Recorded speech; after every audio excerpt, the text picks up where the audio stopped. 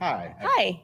How are you? Great to meet you. I'm doing Very well. nice to meet you. So I view this argument as a matter of fact, right? This is a descriptive claim about the culture reality we live in, and patriarchy being a system in which men hold the predominance of power in both political, economic, and social methods of organization. So S&P 500 companies, 90% of CEOs are men.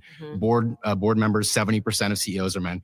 70% of congressional members are men. Now, you may provide some sort of naturalistic argument to why that is, but what you're essentially arguing then is that there's a natural patriarchy, which I think feminists would all disagree with. We think that there's a clear social pressure as to why this is. And part of the evidence for that is since feminism's arise within our public culture, we've now seen an explosion of women entering these fields, but we have a long way to go.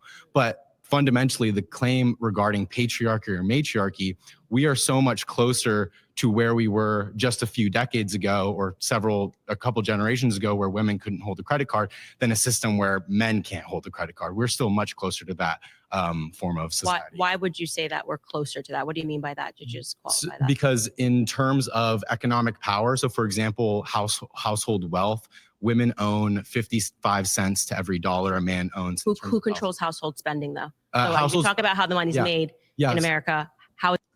So I have somebody here who said that men still run the country. Problem is most of the ones that do are panders and simps. I can say I agree. Yes, men are in the highest positions. I will say that run the country. I mean, yes. I mean, technically, if you want to talk technical, yes, they run the country. Yes, they can pass bills. Most of them are men who pass bills and things of that nature. Now, control, that's where I think we're going to have a disagreement. I think women control America for sure. I think women have more power in terms of out on these streets than men. In terms of just think about just children wise. If you have a child with a female, she has all control over the child. She can do whatever she wants with the child. She can give it away to adoption. She can abort it. She can proceed to carry it all the way through without your say so at all. So I think that's one example of one of the ways women control it. And also I said with the narratives, women control the narratives that's going on out there.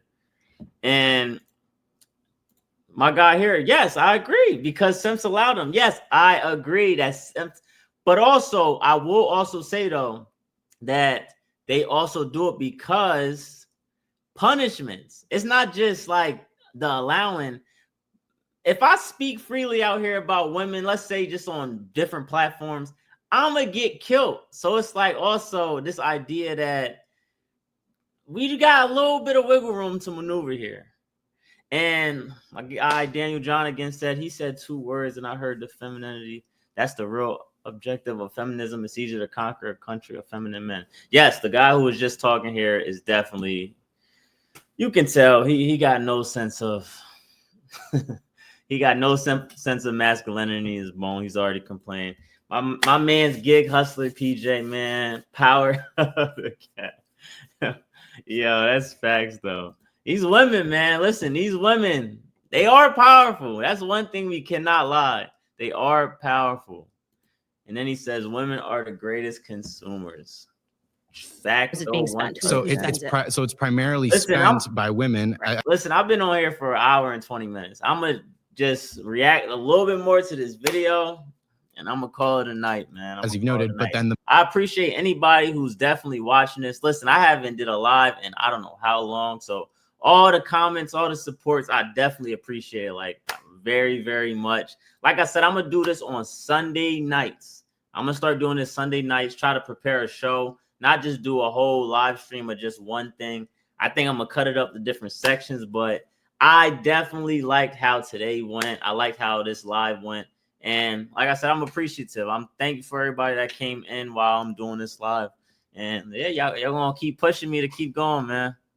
money where the profit's being generated. It's being generated by men. Would you rather be the people that are spending and deciding on what the money's being spent on, or would you rather be the person that's just working to earn that? Well, CEOs and board members aren't working. They own the shares, and they're making the profit. Well, when you own profit is making. You would much in a capitalist system, by definition, you would much rather be making the profit than spending. I would much rather be spending your money than having to work for your money. Just so we are totally clear here, I would much rather spend your money than have to go out and earn your money. Well, you're talking about wage laborers in terms of working, but in terms of no, I'm speaking about spending power, right? Yeah. Sure. Okay. But that matters. If 85 cents of every dollar, how that's being spent, is being determined by women, that's power. That we can't say spending power is not power. Why do you think that is the case? It's because women are often relegated to the role of doing grocery shopping, etc. Because for millennia now, or from millennia up until now, women were unable to enter the workforce and have economic, political freedom. So let's get into the reasons, because you brought up something that men are the people that are at the top of these companies, these Fortune 500 companies, and political power. You're absolutely right. Why is that? It's primarily because the women haven't broken the ceiling quite yet in terms of meeting men in terms. Bullshit. The reason the men are in these high positions is because they are working 90 hours a week. They're hustling, they're grinding. Not to say that women can't do that, but most women, I will say, don't want to do that. Then that's what people don't like to talk about, is a lot of these women, they cry and complain that they're not in these CEO positions. They say it's not fair. All men are in control of the world. Men control the world. All men run all these big companies. It's like, in one instance, y'all cry and complain that y'all don't got these CEO jobs, but I don't see none of y'all crying and complaining about all these hard labor jobs that's out here that men are dominating in. Men dominate in labor jobs, construction, truck drivers, anything. We're talking anything out here. Like, in terms of being built, men are the ones doing it. And so if we really want to talk about equality, if we really want to talk about, women should be able to do this and do that, I want to see no marching, go get a truck driver job, marching to go be a bricklayer, marching to go do concrete and construction. Like, let's be equal all around. Why you just want to go for the top CEO jobs that one man can do in the whole country? Like, I'm so confused. If you really cared about equality, you would be showing the same amount of effort to this hard working jobs that men do on a daily basis, like myself, to make sure the world is up and running perfectly. So this narrative that this guy is trying to push, that women just don't have the opportunity, is bullshit. They don't want to do it. They'll never want to do it. When you leave women to choose what they want to do, they go into fields like being a school teacher, being in nursing, doing more softer jobs or more nurturing jobs, because that's their nature. And it's always going to be like that. So this guy can sit here and cry and complain and pander to everybody out here, but he is 100% wrong. Of parity with these sort of powers. But what might be a 20 v Danye, I might have to pop out on this show one time. We've seen with the explosion of feminism is that women have actually begun to enter these companies, have risen into both political and economic positions of power. But that continues to grow year by year, which shows that these social pressures are actually breaking apart as soon as feminism comes into play. So what I would say is what that shows you is that women and men have different interests. And I think this gets into what I was saying, that just because you see a disparity does not mean that it's not just a disparity in what our interests are. That's what's being represented. I don't know why there has been this idea that women should want to aspire to work 80 hours a week in order to be on par with men. Do you think that interests are innate, or do you think I think the interests are innate? So why is it then that, for example, in the 1980s, only a quarter of college graduates were women, where now majority of college graduates are women? That shows that because of the way that social pressures have actually changed, women's interests are actually now changing too. a majority, I think, or at least half of law school graduates are now women.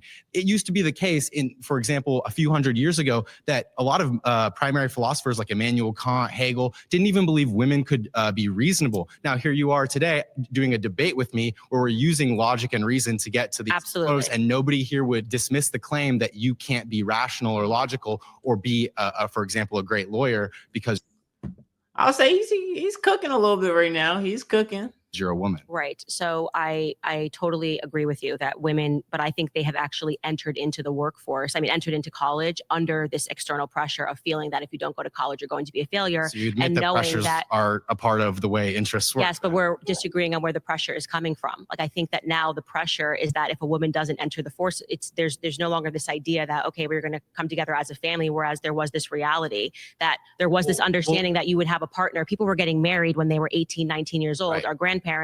Now it's because of feminism. And I'm saying this is the downside of feminism. Women no longer have that sense. They think that they have to be pressured to go take out a loan to go to college. And then you have the pressure to get. Well, they have the same pressures as men because women no longer rely on it for an income. Pause. All right. I'll say that might be the best debate so far. And I'm an hour and 25 minutes into this. But like I said, man, I appreciate you guys, man. I appreciate you guys. It's been an hour and 25-minute live. And for everybody who put a comment on there, I had about 10 plus comments on my first live. It's crazy.